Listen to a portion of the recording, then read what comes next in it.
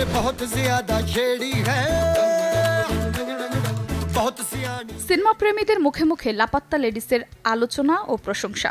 বলিউডে তুলনামূলক কম বাজেটের এই সিনেমার মেকিং কিংবা গল্প নিয়ে হাততালি দিচ্ছেন দর্শকরা। তবে চরিত্রাভিনয়ে নিপুণতা দেখিয়ে কেউ কেউ আবার আলাদা দৃষ্টিও কাটছেন।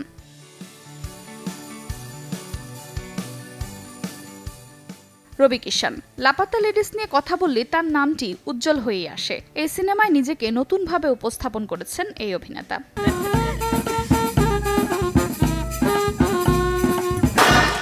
ছবিতে লোকাল থানার বড়বাবুর চরিত্রে দেখা গেছে তাকে। লোকাল থানার দায়িত্বে সাধারণত যেই স্বভাবের দারোগা থাকে ঠিক মানানসই চরিত্রই করেছেন রবি। প্রধান চরিত্র না হলেও নিজের চরিত্রের সাথে মিশে গিয়ে রবি হয়ে উঠেছেন আমাদের পরিচিত কোনো পুলিশ, যেন সবার আশেপাশের কাউকেই বড় পর্দায় তুলে এনেছেন রবি কিষান। ভারতীয় সিনেমার নিয়মিত শিল্পী হলেও এই সিনেমায় তার অভিনয় দেখে তার দর্শকরা বলছেন এমন দুর্দান্ত অভিনয় রবি কিষান এর আগে কখনোই করেননি। দুই পা এগিয়ে আবার কেউ বলছেন লাপাত্তা লেডিসে জীবনের সেরা অভিনয় করেছেন রবি কিষান। 1, 2, 3 ঢাকায় জমি জিতে নিন 100% ক্যাশব্যাক সহ 20 কোটি টাকার পুরস্কার।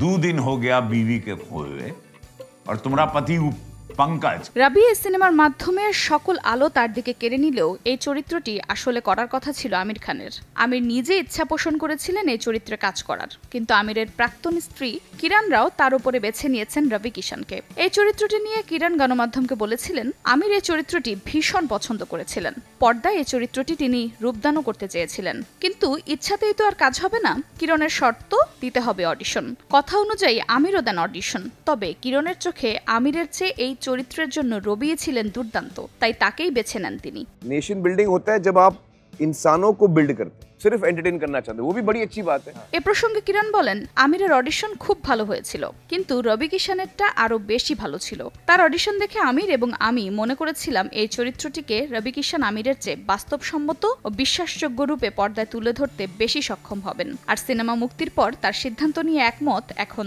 দর্শক মহলও। আফরোজা মৌটুসী, সময় সংবাদ, ঢাকা।